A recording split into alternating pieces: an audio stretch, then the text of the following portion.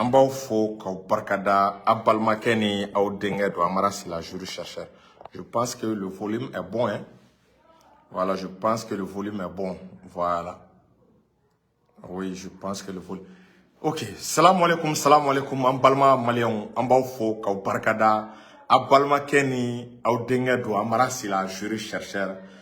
Victoire et gloire, Fama, victoire et gloire, Fama, victoire et gloire, Fama. Balma nouvelle ou bé, nouvelle Dumamba ou bé, vraiment bi nouvelle Akadi Kojugu, bi nouvelle Akadi bié samedi 21 octobre 2023, samedi 21 octobre 2023. Kadamne jeudi, kana vendredi, kana bi samedi là, balma kabako kera koronfela là. Balma mona chaman donana 2012. Wallahi amona obe kabo grâce à Assimi Goïta. Balmao, Tchadion ye Tessalit bla totalement. Ou desera ka kininge ka washilike. Ka java soubeke mbalmao ye Tessalit bla pi. Kabri kunu passation kera. Et même balmao ko kaboko kera kunu ne kuna sini Tessalit. Comme Mali armée technique doit utiliser Amadel ka utiliser. Balmao kabako kera. Otemelengo, quand Agelok kan fene récupérer, Agelok kan récupérer là. Agelok, soldat capitaine Mimbana Bad, la kahini la Bad. Bié Dumbaye Bad na ka chedo 150 éléments. Wallahi ala kahina wala o seke. Nin jamfa te se kun tise ka kawla amena ndadu, nin baye titre. E otemelengo, ko douanza o kandira ma mugu kankele mabo asora arme kla la barala ate shila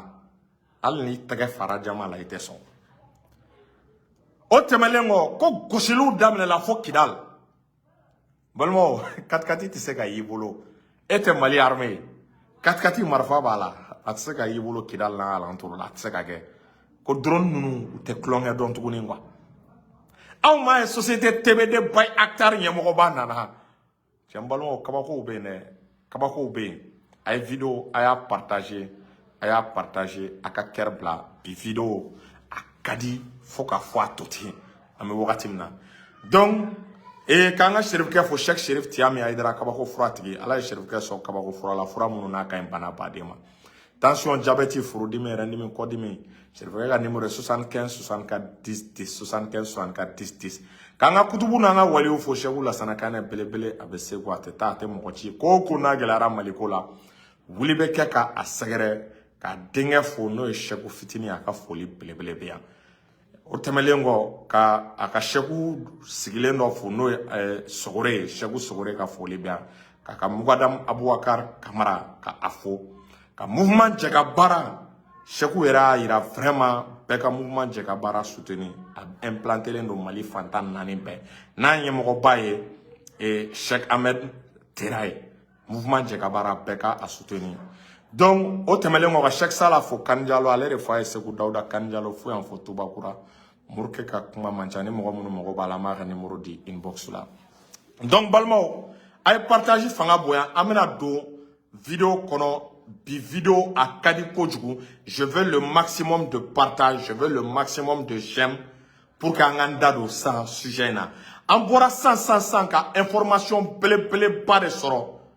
Bon, Kabri Kounasini, la plus grande opération aéroterrestre jamais réalisée au Mali, à Kera Kounou. Et c'est à Famou Kounasini, Kase Kounouma, Kase Bima, Tchadian ya da Toulou la kada Djabala, Kofu ka terroriste ma mouro demen, nou ka keleke minaounye. Kabo dogola Canada Kenega Mali armée ko mini bolmo kunu kase bima Mali armée a ira Tchadien na ko Mali armée che Mali armée a ira terroriste la ko ate ku flanter Sahel ko flanter katuni mo che anga armée a ira ko stratégie de guerre tactique de guerre tchen kana kele Mali armée a ira ko lu de ba maîtriser et c'est à fond Balmo Mali armée a ira ko ka ministre be faranyo nga Mali armée kelembi joni Mali armée ka sécurité Balmo Kidal et Tessalit a passation balmo a kera kabri kunu ou ye Tessalit ou ye a kandi armée malienne ma soldat tchadion ou ye Mali kambla ou ye janfake balmo ou me faire qu'un missile solaire mon avion là qui a des terroristes Mali armée a peine détruit au boulot balmo Mali armée a peine détruit balmo information mais sur la boîte balmo qui fait chodi ak comme Mali armée technique utilisée stratégie de guerre de Ira parce que Mali armée ani Français généraux de combat là parce que Français généraux au la tactique de guerre stratégie militaire au lieu de la terroriste mo ka adi uma anga général Oumar Diarra général de division Oumar Diarra anga chef d'état-major abay sare kunu ne darala kase bima korofo kelen na ne darala moi c'est le meilleur stratège militaire Mali ma delika mi ɲɔgɔn sɔrɔ est-ce qu'il y a comme wallahi Oumar Diarra anga chef d'état-major avec kɛlɛ dɔ balmo ay foli ka anga chef d'état-major yɛrɛ avec kɛlɛ dɔ balmo terroristes kun sigilen bɛ k'u b'an kɔnɔ dugumala la a ye opération aérienne kɛ Tessalit wagati min na o sigilen don ko n'a nana k'u bɛ dingɛ tigɛ ka mine bila a kɔnɔ ka kalakala ni cɛncɛn ka dingɛ tigɛ ka kalakala ni cɛncɛn da dingɛ in kɔnɔna la pour que k'an ka chariw ka jigin an kɔnɔ balima an ka kɛlɛ kɛra sanfɛ kɛlɛ de an cɛw bɛɛ parachuté cɛ kelen ma taa duguma an ka minɛn bɛɛ y'an sɔrɔ Tessalit ka sɔrɔ an ma taa dugumala fɛ balima o de senfɛ kuna sini ka se kunu ma kana bila armée ye nettoyage kɛ a ka bon hakili ma an ka force spéciale évoluera a kun bɛ k'i kɔnɔ k'i b'an ka armée k'i b'u groupe de non e hakili la k'i b'u groupe ye yɔrɔ min na e n balima o y'a sɔrɔ armée ye yen bɛɛ entouré combat kɛra face à face ye combat kɛra corps à corps ye combat kɛra sufɛ kɛlɛ combat kɛra sari i b'an ka cɛw i b'u ka marifa mankan mɛn mɛ ɲɛ tɛ mɔgɔ la a kɛra terroristes kɔnɔ ko jinɛw sen bɛ kɛlɛ la i b'an ka cɛw ka marifa mankan mɛn mɛ i tɛ mɔgɔ ye e b'a ye e bɛ ka faga e b'i yɛlɛma i tɛ jugu i ɲɛ la est-ce qu'il y a faamu donc Mali armée a kun b'u kɔnɔ k'an bɛna progression kɛ cogo o cogo la véhicule blindé dadalen bɛ ɲɔgɔn kan i n'a fɔ ANFIS kɛra cogo min na balimaw Mali armée ma nin si kɛ force spéciale ye terrain minɛ force spéciale u ye dugukɔnɔla mɔgɔ tɛ est-ce qu'il y a faamu combat interurbain mɔgɔ tɛ a maîtriser n'anw ka force spéciale ye n balimaw t'i bɔ mugu la ko fila o non i tɛ bɔ mugu la ko fila bɔngɔ kelen o y'a sɔrɔ u y'u ka cible atteint o y'a sɔrɔ cible dalen don duguma a bɛ sɛrɛkɛ la a bɛ nimakara na a bɛ ka kalakala ni bin k'a da kɔnɔna la n balimaw k'an ka force spéciale ani Russiw u ye bɔrɔntɔli da terroristes kan kunu ka se bi ma sufɛla la n balimaw k'u ye technique dɔ bɔ k'a bɛ san 30 bɔ 30 ans Chaudiac yɛrɛ expert do est-ce qu'il y a faamu a ko ale ka fɔ la k'a ma deli k'a ye plus de 30 ans ko nin kɛlɛ ɲɔgɔn ma deli ka kɛ ko nin tactique ni stratégie k'a ma deli ka utiliser balimaw français dabali banna wallahi tubabuw dabali banna tubabu minnu b'an ka coordonnées di terroristes ma MINUSMA yɛrɛ da wagada de an bɛ ka évoluer cogo min na parce que MINUSMA bolila k'i teliya ka poste avancé d'u ma avec des munitions ka poste avancé d'u ma avec des mines des grenades kunu an ka force spéciale ani kunasini u évoluera duguma sufɛla la e cɛw ni terroristes karila ɲɔgɔn na n balimaw wallahi jajo jara armée malienne na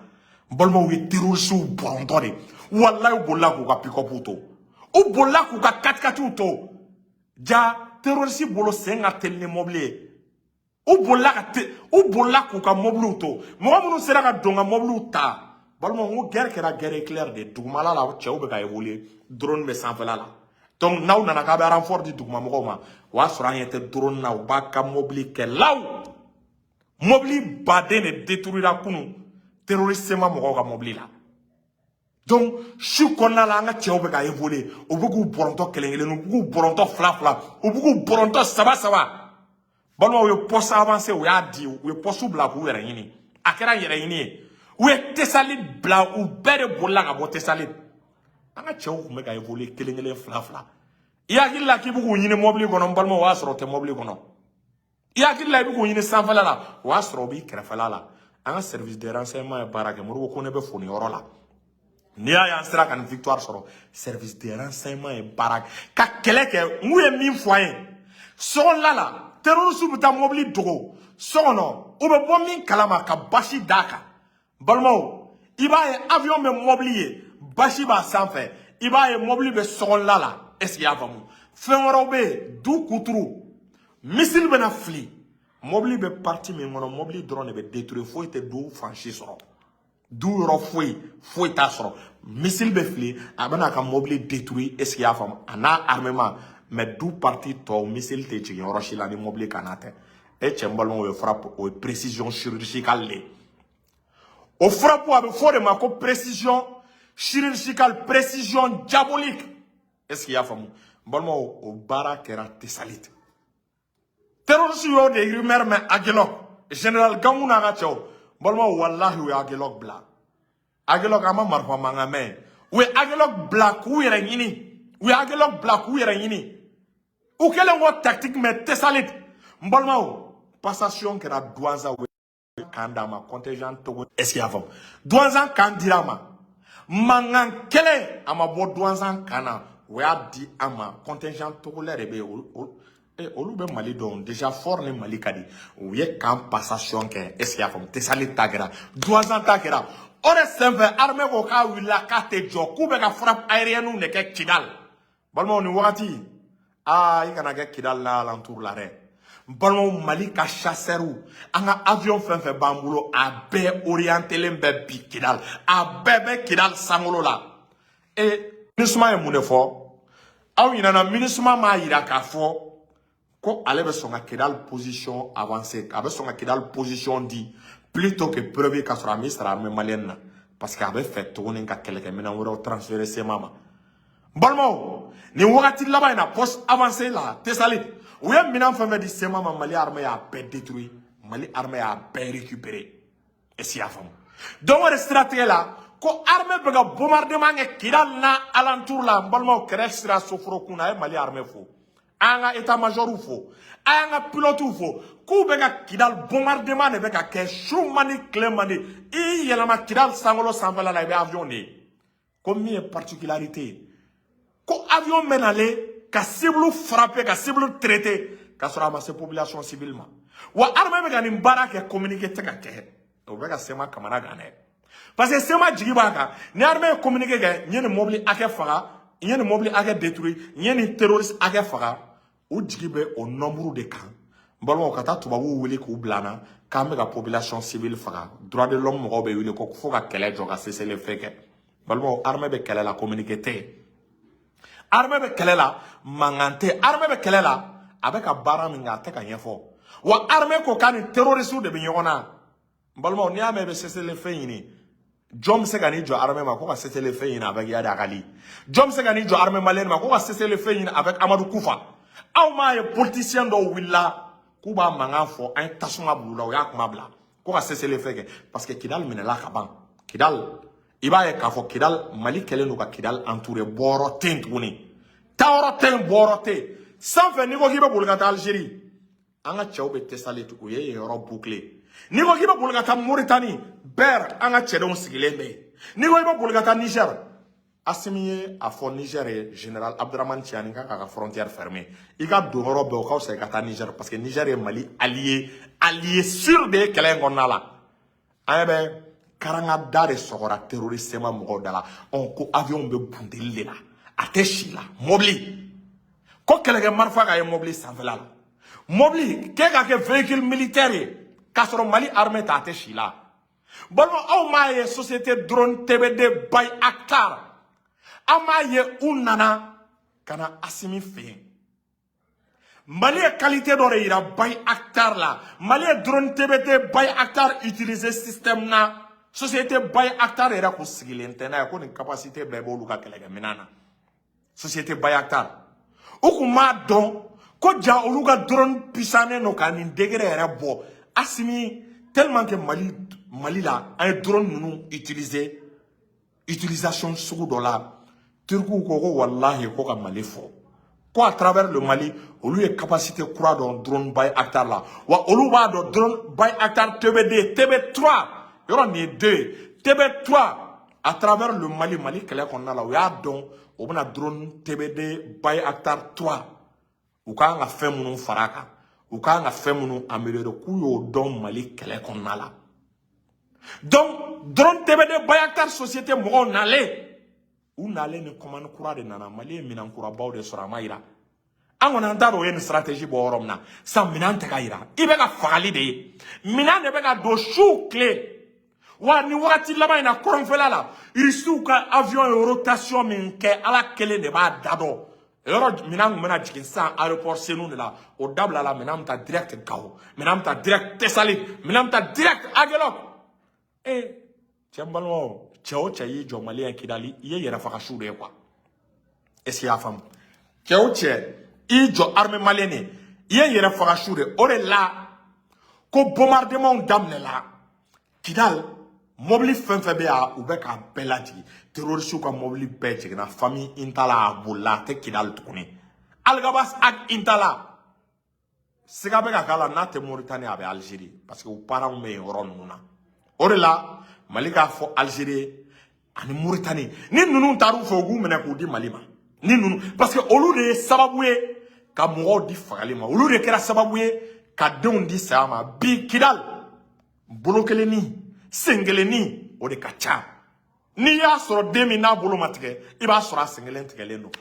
sema mo ye mo terroriste sema mo ye we fami u negen ku don do sala ku don di sama fu Algabas intalana ka famille akanga mene de ka juger Algabas kanga juger aller de mo di fagalima de crimes contre l'humanité de complot contre l'État depuis 2012 anga sarasi fa sara Algabas ak intalana ka famille c'est-à-dire ils doivent répondre de leurs crimes odieux au lieu de anga sarasu di fangama fagalima et c'est avant encore bi Kidal alentour il va donc un avion fait ambulo à qualité d'obé bi Kidal sangolo la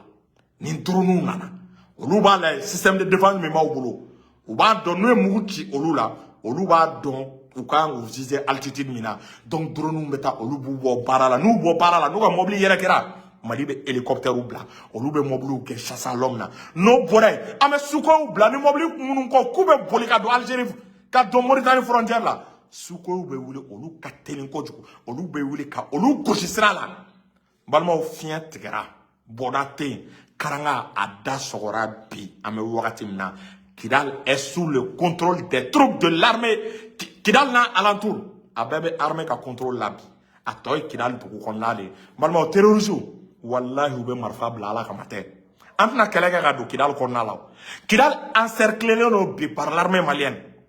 Mali armée Kidal à alentour ben encerclé Tessalit minela Aguelok minela est-ce qu'il y a femme Tessalit minela Aguelok minela et attends Douanza minela ber mineleno sema mo be tami ma winela sema mo be tami tagarobula ou tisega do Algérie ou tisega do Niger sukoy nunumbe Mali sukoy be ka barake bi Mauritanie Algérie frontière ni ame bi dogo ibi bolka do en nuna a sangolo contrôle l'état mulo wa radar kurawro nana radar kurawro nana mi m'en permettait de contrôler les frontières mauritaniennes et algériennes. Les frontières mauritaniennes et algériennes. Des radars de dernière génération. Pour-il quelqu'un, wallahi, mali be libéré. Alsa Poutine me gasmi yinengari. Ko kelege mine jume asimi moko bala. Anga dore fora kelege mine nga. Ni fangay. Faut 2030. Asimi kele nga Kidal libéré. E kani joama ko élection. Aw ma nga centrale nucléaire ya nyela. Aw ma nga satellite ya nyela. Et c'est avant. On a terrain mana. On a clos barala gani jama ko élection. Amé faut qu'il clos guérite élection ko ma foi un truc ne bougri be qui clos connecté. On est là, amé période men kon là. Tant qu'il y a un projet nous ma réaliser. Bolmo amanjo for l'élection ni Kidal ko ma ban. Mali développement ngana ni élection fois rien ini on be nyona. Donc bolmo ka pefo Kapé Barkada, ni ne une nouvelle là-bas et mime en boulot. Quand Balmamso, Fatmata Nyan, Patuli fo, avec un fantasme de Melimingé. Aye barren damne, essaya famu, Kassoro Bila côté, avec un hine fantasme. Akara Sababu avec un humanitaire negedum, vraiment, malien bella, donc Fatmata Nyan, Patuli. Alsa vraiment, kaka continuer, ni stabolo là. Amba fo, ka Barkada, salam alaikum.